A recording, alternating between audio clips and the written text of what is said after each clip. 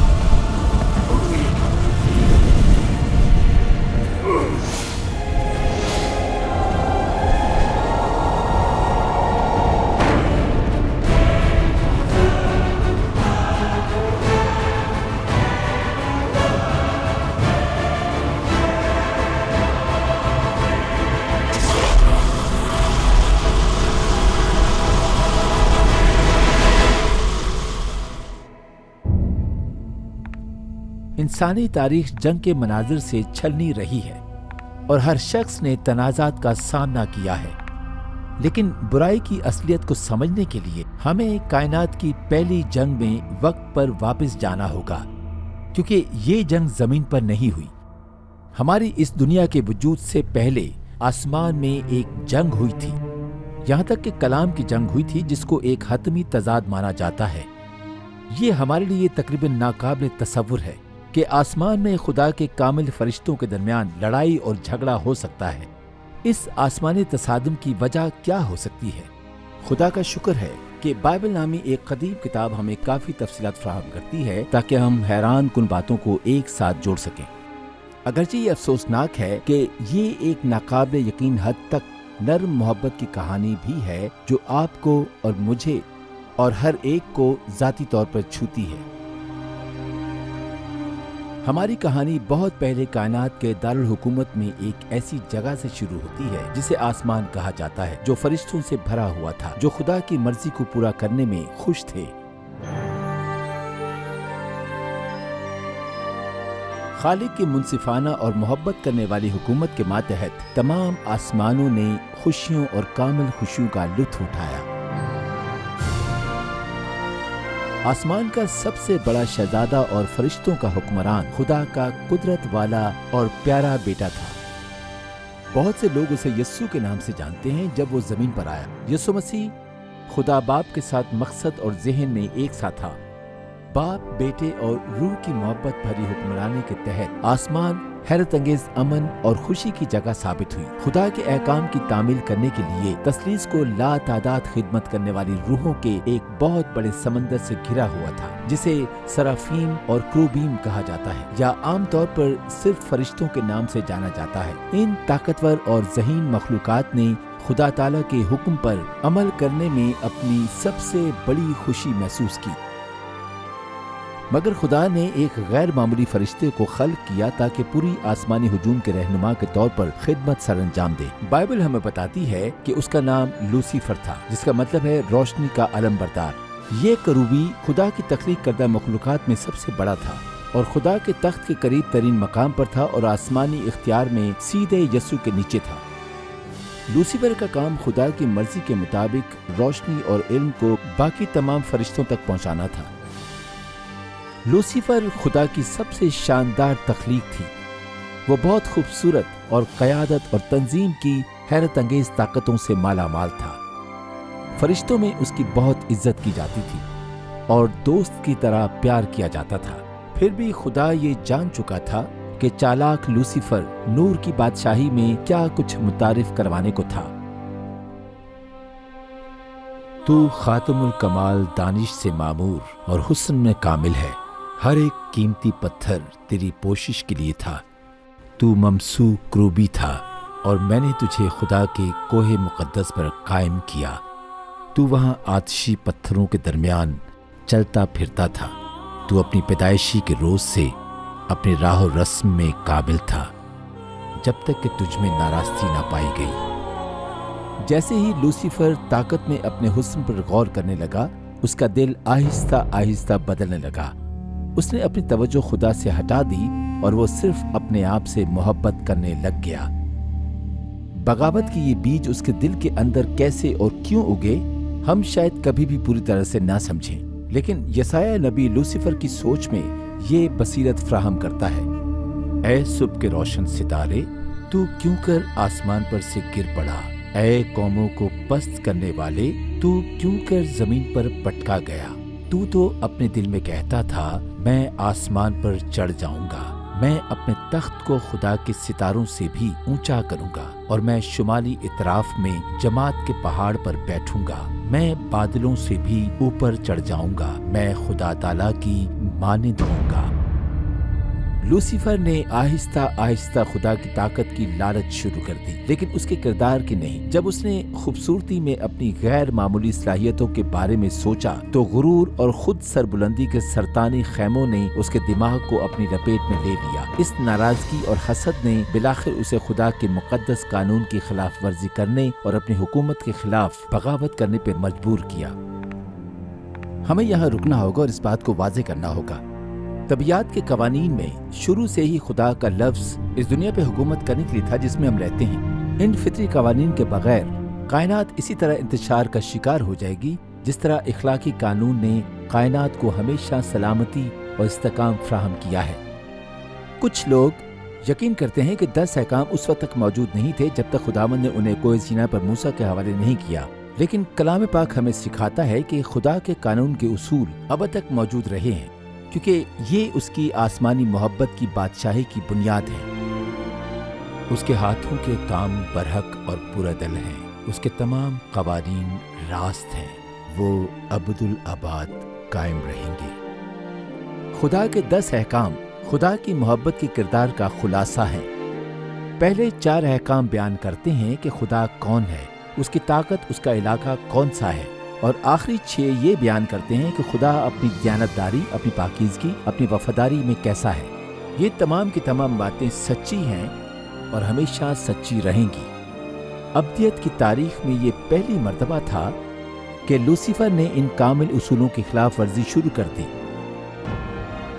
Lucifer جانتا تھا کہ خدا کی طاقت اور حیثیت کا اشتراک حاصل کرنے کے لیے اسے مدد کی ضرورت پڑے گی، چنانچہ اس نے کام شروع کر دیا اور دوسرے فرشتوں کے درمیان شیطانی طور پر گردش کرنے لگا اور خدا کی قیادت کے متعلق شکوک اور عدم اطمینان کے بیج بوتے ہوئے وہ اپنی خوبیوں کو باریک بینی سے اجاگر کرنے لگا، اور اس نے اس بات پر زور دیا کہ خدا اس کی خدائی طاقت کا غلط استعمال کر رہا ہے اور اس کا قانون اپنی ہوشیار اور بے مثال قدرت سے اس کی مخلوق کی حقیقی آزادی اور خوشی کو محدود کر رہا ہے۔ اصل میں لوسیفر نے فرشتوں کی ایک بڑی تعداد کو اپنی بغاوت میں اس کے ساتھ شامل ہونے پر آمادہ کیا۔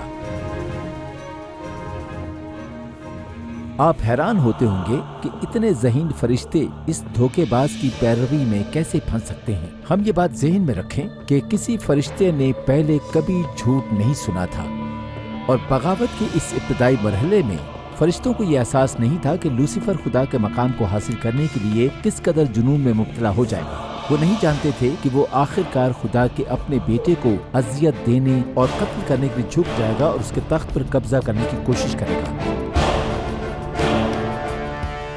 عجیب طور پر لوسیفر نے سوچا کہ وہ اپنے حقیقی مقصد کو خدا سے چھپا سکتا ہے۔ ان پر افسوس جو اپنی مشورت خداوند سے چھپاتے ہیں، جن کا کاروبار اندھیرے میں ہوتا ہے اور کہتے ہیں کون ہم کو دیکھتا ہے، کون ہم کو پہچانتا ہے۔ ایک لمحے کے لیے بھی یہ مت سوچیے کہ لوسیفر کی بغاوت نے خدا کو حیران کر دیا یا وہ اس سے بے خبر تھا۔ خدا اپنی مخلوق کے خیالات سمیت ہر ایک چیز کو جانتا ہے۔ وہ بخوبی سمجھ گیا تھا کہ لوسیفر کے دماغ میں کیا چل رہا ہے، اور خدا نے پیار بھرے انداز میں فرشتے کو اپنے خطرے سے خبردار کیا، لیکن آخر میں فخر اور خود پسندی لوسیفر کو توبہ کرنے کی اجازت نہیں دے گی۔ لہٰذا اس نے عاجزانہ اطاعت کے بجائے خدا کے خلاف کھلی بغاوت کا انتخاب کیا۔ کچھ لوگ حیران ہیں کہ کیا خدا نے ایک عیبدار فرشتے کو پیدا کیا؟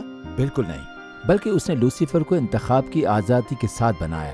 آپ یہ دیکھیں کہ انتخاب کی آزادی ایک حیرت انگیز چیز ہے، لیکن اس کے ساتھ ناقابل یقین خطرہ ہے، جس میں بغاوت کا خطرہ اور یہ امکان بھی ہے کہ خدا کی محبت کو رد کیا جا سکتا ہے۔ آپ دیکھیں کہ حقیقی محبت پہلے سے سکھائی ہوئی مخلوق سے نہیں آ سکتی، اسے مجبور نہیں کیا جا سکتا، یہ رضامندی کے طور پر ہوتی ہے۔ مثال کے طور پر یہ چھوٹا روبوٹ کتا کتنا پیارا ہے، یہ کبھی بھی مجھ سے محبت نہیں کر سکتا، یہ مجھ سے پیار کرتا دکھائی دے سکتا ہے، لیکن یہ صرف پہلے سے طے شدہ ہدایات پر عمل کر رہا ہے، اس کے پاس کوئی دوسرا چارہ نہیں ہے۔ اور دوسری جانب یہ پیارا سا کتا حقیقتاً مجھے دیکھ کر خوش ہوتا ہے، اس نے مجھے اپنا پیار دینے کے لیے منتخب کیا ہے، اور وقت کے ساتھ ساتھ ہمارا رشتہ بڑھے گا اور مضبوط ہوگا۔ جیسا کہ میں اس سے پیار کرتا ہوں، بالکل اسی طرح سے محبت کا خدا صرف اپنی ذہین مخلوق سے حقیقی محبت چاہتا ہے، اور ایسا کرنے کے لیے ان کے پاس آزاد انتخاب ہونا چاہیے۔ لوسیفر کی بغاوت اس بات کا سب سے بڑا ثبوت ہے کہ اسے واقعی میں وہ آزادی حاصل تھی۔ لہٰذا اب بڑا سوال یہ تھا کہ خدا اس بحران کا کیا جواب دے گا؟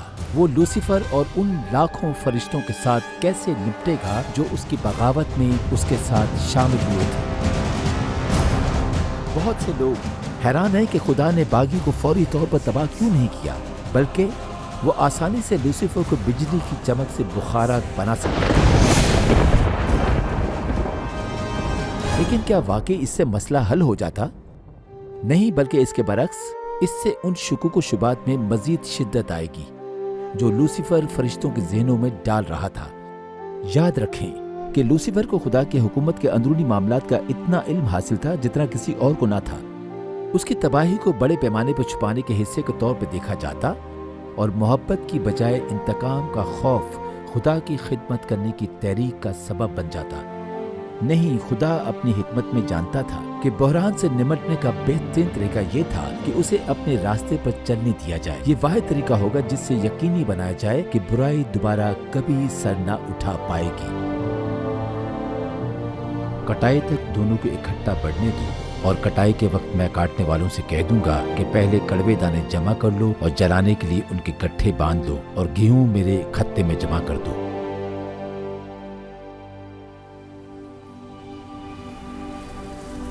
اونٹ کٹاروں اور گندم کی تمثیل میں یسوع نے واضح کیا کہ ایک پودے کو اپنی حقیقی نوعیت کو ظاہر کرنے کے لیے بڑھتے وقت کی ضرورت ہوتی ہے۔ اپنی لامحدود حکمت میں خدا جانتا تھا کہ وقت آنے پر لوسیفر کا اصل کردار بے نقاب ہو جائے گا، اور اس کی بغاوت کا تلخ پھل سب پر ظاہر ہو جائے گا۔ اب تک کائنات کے تمام شہری گناہ سے ناواقف تھے، اور ہمیشہ ایسا نہیں رہا، بلکہ جب انہوں نے خود پرستی کی تو یہ ان کی اپنی تباہی کا خوفناک سبب ٹھہرا۔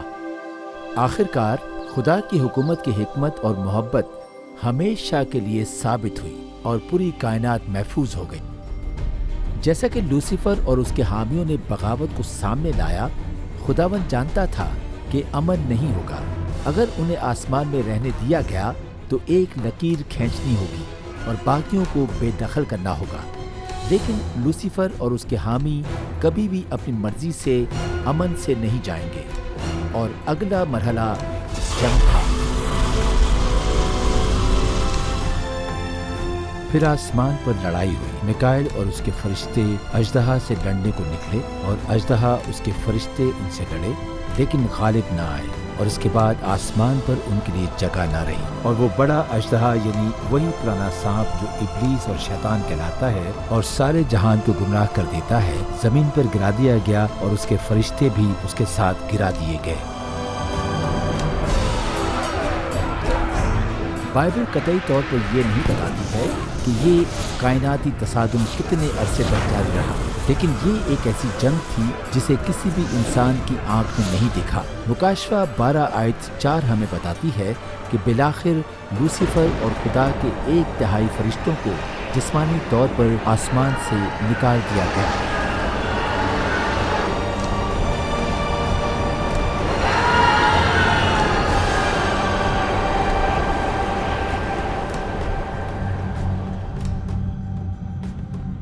لیکن اس کے بعد کیا لوسیفر کے پاس اب لاکھوں فرشتے تھے؟ لیکن اسے ایک ایسی جگہ کی ضرورت تھی جہاں بہت ہی جلد اپنی بغاوت جاری رکھ سکے۔ کائنات کو سمجھنا ہوگا کہ گناہ کی مزدوری کتنی تکلیف دہ اور مہنگی ہو سکتی ہے، کیونکہ جنگ ابھی ختم نہیں ہوئی تھی بلکہ یہ شروع ہوئی تھی۔ لوسیفر روشنی کا علم بردار اب شیطان دشمن بن چکا تھا۔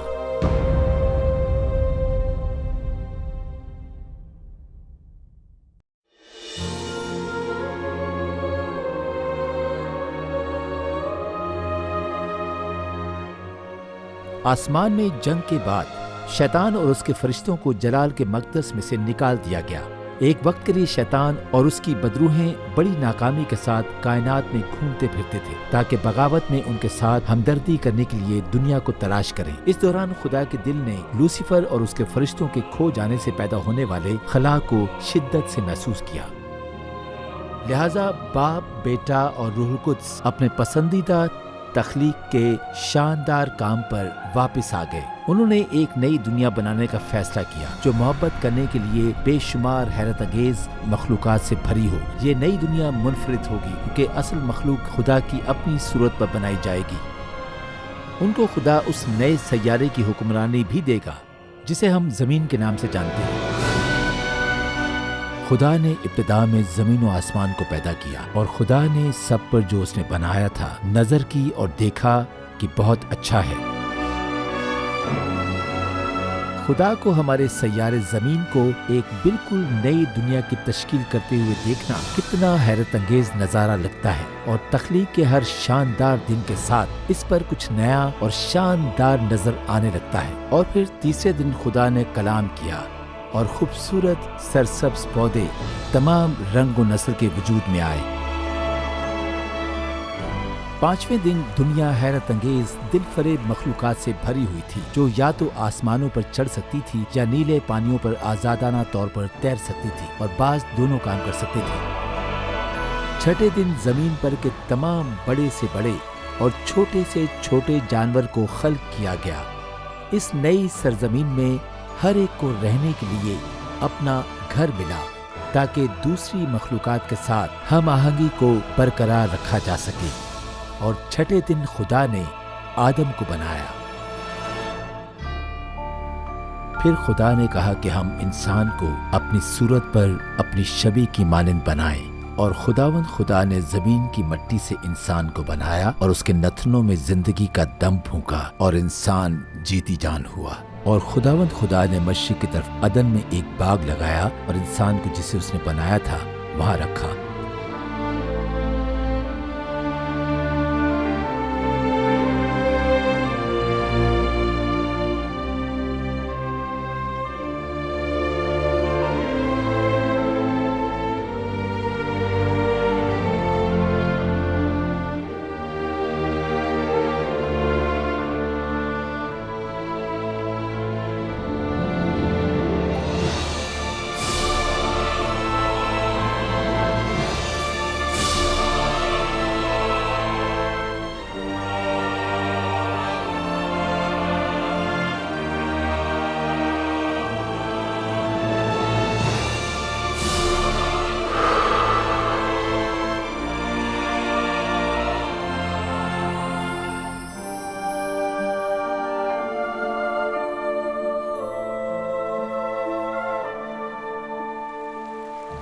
خدا کی صورت میں ایک آزاد سوچ رکھنے والا خود مختار فرد ہونا کتنا بڑا اعزاز ہے۔ شروع میں انسان کو اپنے ننگے پن کا علم نہیں تھا۔ ایسا اس لیے تھا کہ گناہ سے پہلے وہ جلال اور نور سے ملوث تھا۔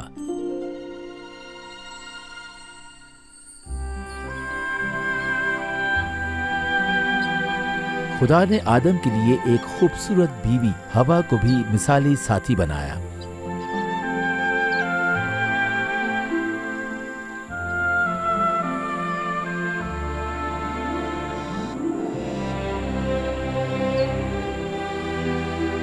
خوشگوار جوڑے کو ایک شاندار باغ میں رکھا گیا جو ان کی خوشیوں کو بڑھانے کے لیے بے عیب بنایا گیا تھا۔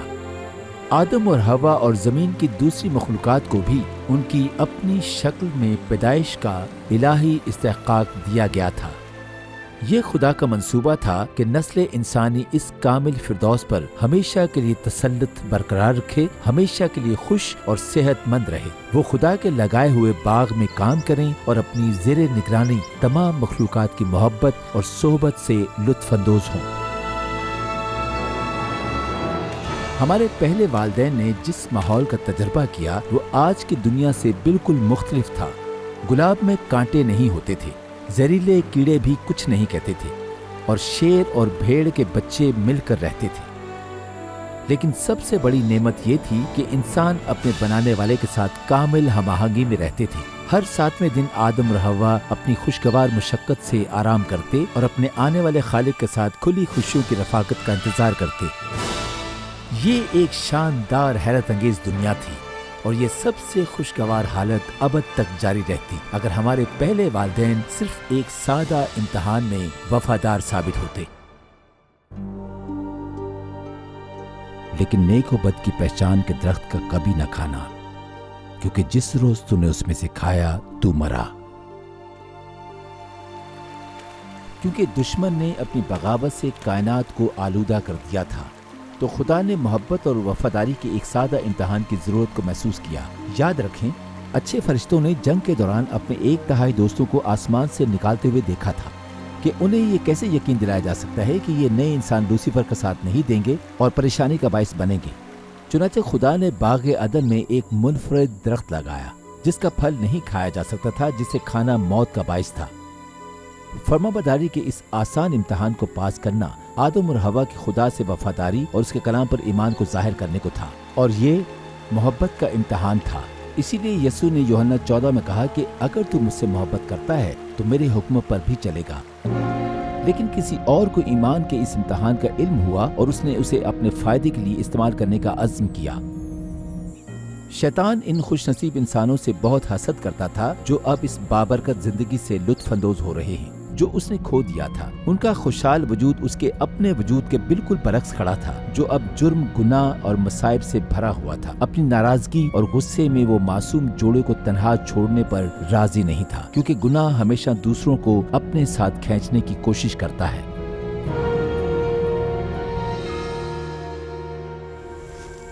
اور اس طرح ایک دن جب ہوا اپنے خوشگوار کام میں مصروف تھی، اس نے خود کو تنہا پایا اور خطرناک حد تک ممنوع درخت کے قریب پایا۔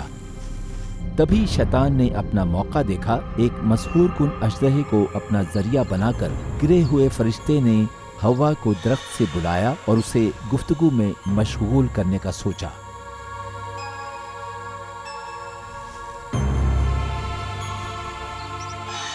اس کے دلکش الفاظ کو خدا پر بے اعتمادی پیدا کرنے کے لیے احتیاط سے استعمال کیا گیا۔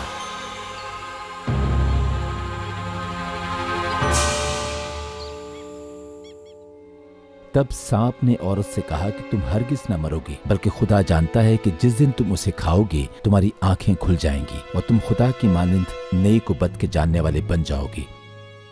عورت نے جو دیکھا کہ وہ درخت کھانے کے لیے اچھا اور آنکھوں کو خوشنما معلوم ہوتا ہے اور عقل بخشنے کے لیے خوب ہے، تو اس کے پھل میں سے لیا اور کھایا اور اپنے شوہر کو بھی دیا اور اس نے کھایا۔ افسوس کے طور پر آزمائشی کی ہموار ریشمی آواز کو سنتے ہوئے اس نے خدا کے کلام کے بارے میں شکوک و شبہات کا اظہار کرنا شروع کیا۔ سانپ نے اسے بہتر طاقت اور حکمت کے وعدے سے بہلایا۔ اسے یہ دلکش لگا यहाँ तक उस फल ने बज़ाहिर सांप को बोलने की बेपनाह सलाहियत दे रखी थी। हवा को खुदा ने सब कुछ बख्शा हुआ था और इसलिए अगरचे वो अभी अभी सांप से मिली थी, उसने खुदा के ऊपर अपने कलाम पर भरोसा किया जिसने उसे पैदा किया और उसे फिरदौस का घर भी फराहम किया गया था। सो जब हवा ने वो फल खाया तो अपने शौहर को भी खाने पर आमादा किया। आदम ने उसे ना खाना चाहा, मगर उसने खुदा की मोहब्बत पर अपनी बीवी की मोहब्बत को तरजीह दे ही डाली। जैसा कि हमारे पहले वालिदैन ने दुश्मन की ताबेदारी की, शैतान की तरफ से जमीन की बादशाही का दावा किया गया। क्या तुम नहीं जानते कि जिसकी फर्माबरदारी के लिए अपने आप को गुलामों की तरह हवाले कर देते हो, उसी के गुलाम हो। कोई आदमी दो मालिकों की खिदमत नहीं कर सकता। ये दुनिया अब अच्छाई और बुराई के दरमियान आखिरी जंग का मैदान बन चुकी है और हर मर्द और औरत का दिल इनाम ठहरा। आदम और हवा को कुछ ही वक्त के बाद इस बात का एहसास हुआ, लेकिन इस एक बेएतमादी और नाफरमानी के लम्हा ने हजारों सालों के लिए लाखों लोगों के मसाइब के सैलाब के दरवाजे खोल डाले। बस जिस तरह एक आदमी के सबब से गुनाह दुनिया में आया और गुनाह के सबब से मौत आई और यूं मौत सब आदमियों में फैल गई, इसलिए कि सब ने गुनाह किया।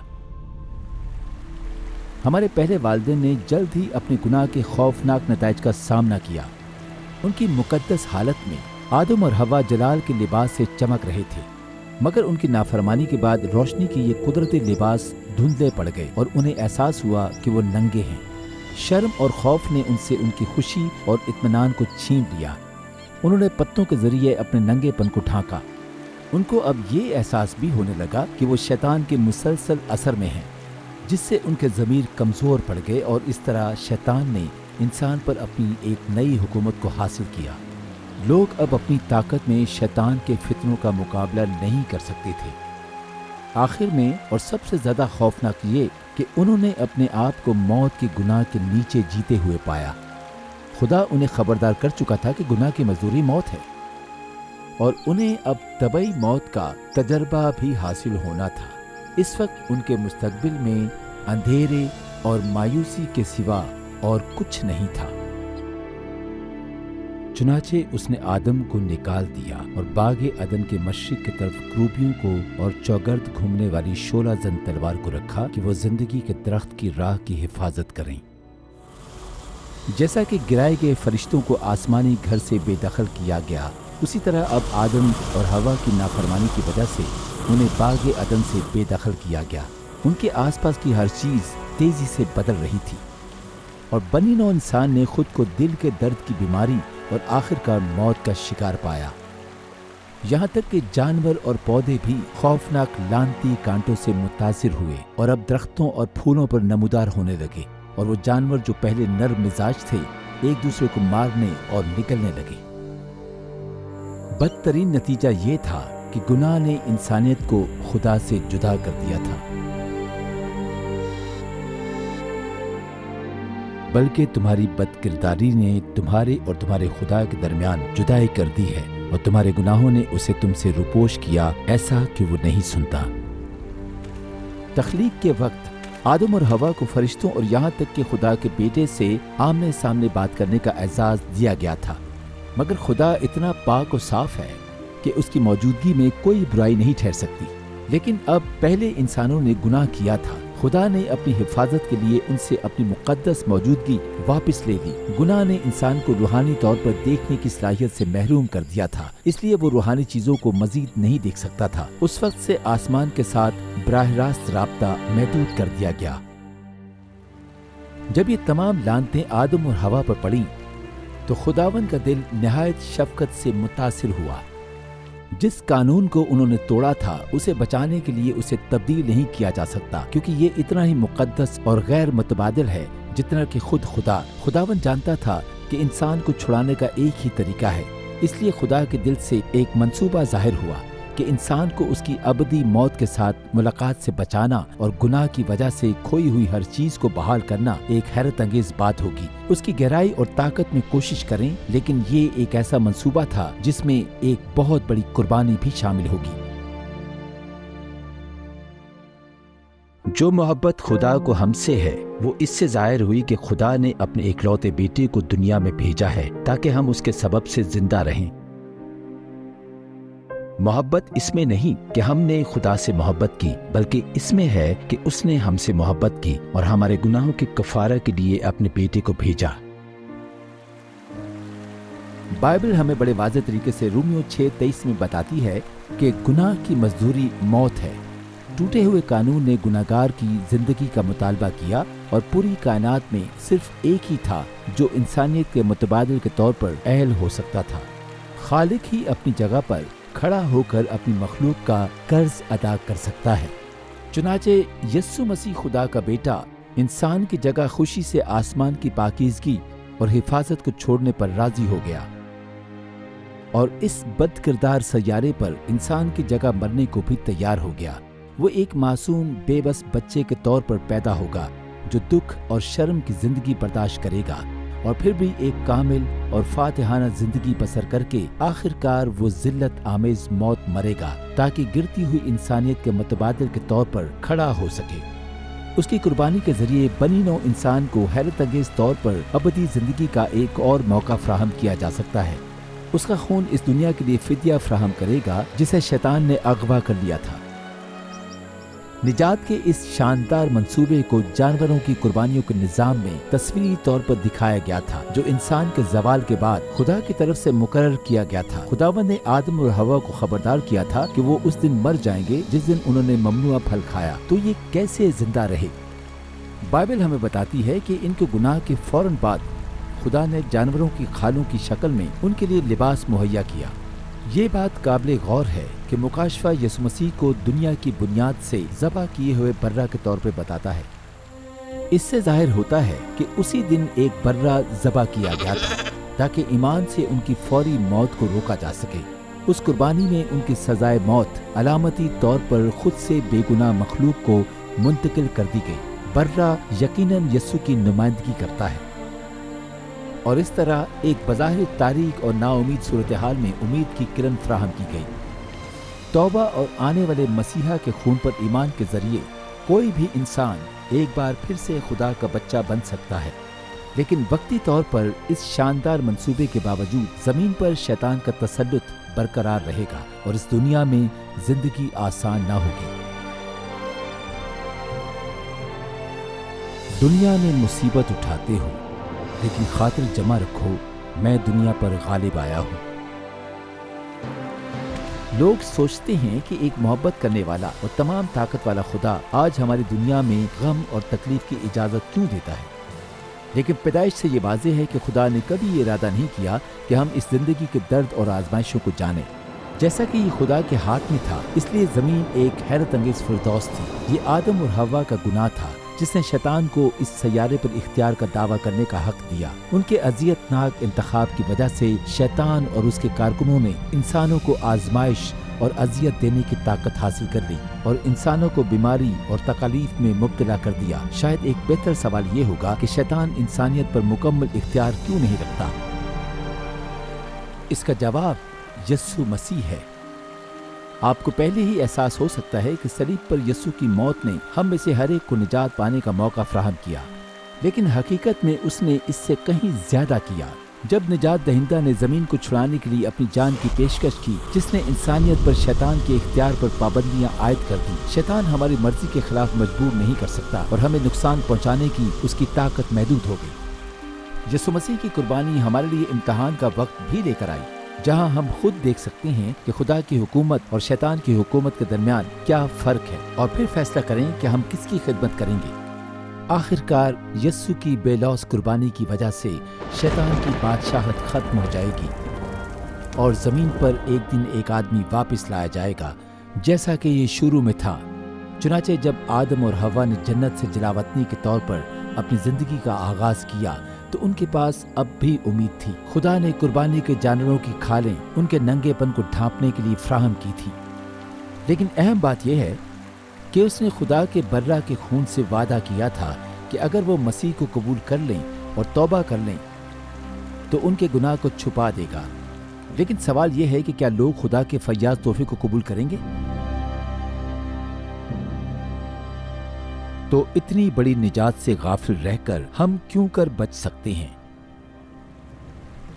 ये हैरत अंगेज कहानी जो आपने अभी सुनी है वो सच है और इसका असर होता है, क्योंकि शैतान की खुदा बनने की ख्वाहिश और आदम और हवा के खुदा से अदम एतमाद और नाफरमानी की वजह से हम सब खुद को एक खतरनाक सूरत हाल में पाते हैं।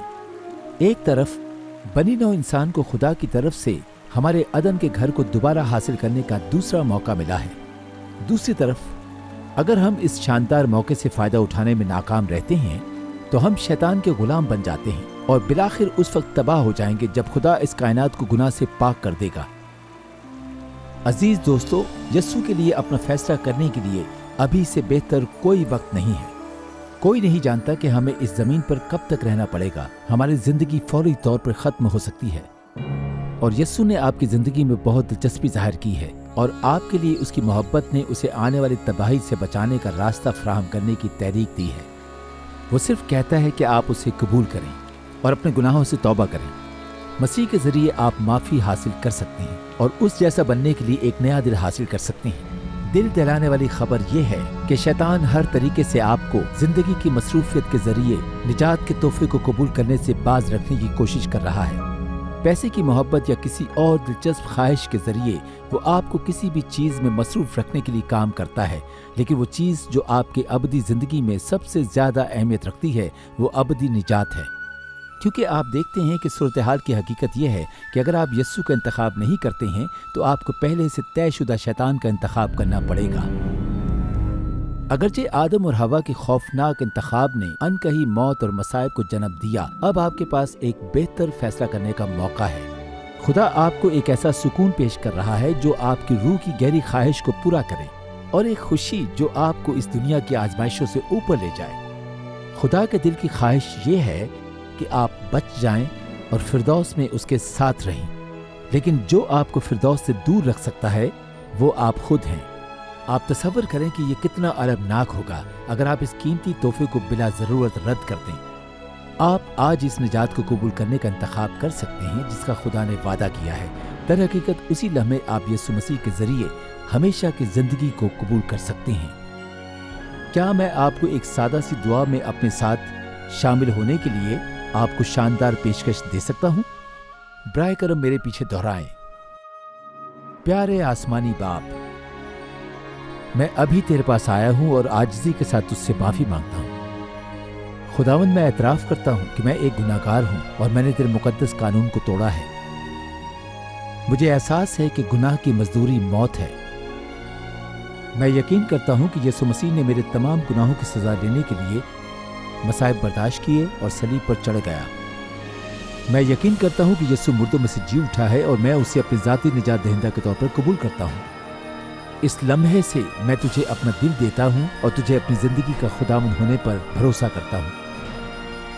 बराए करम मेरे तमाम गुनाहों को माफ़ कर और अपनी मर्जी के मुताबिक मेरी मदद करने के लिए अपनी रूह भेज।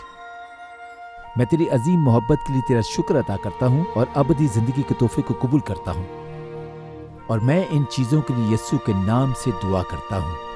आमीन।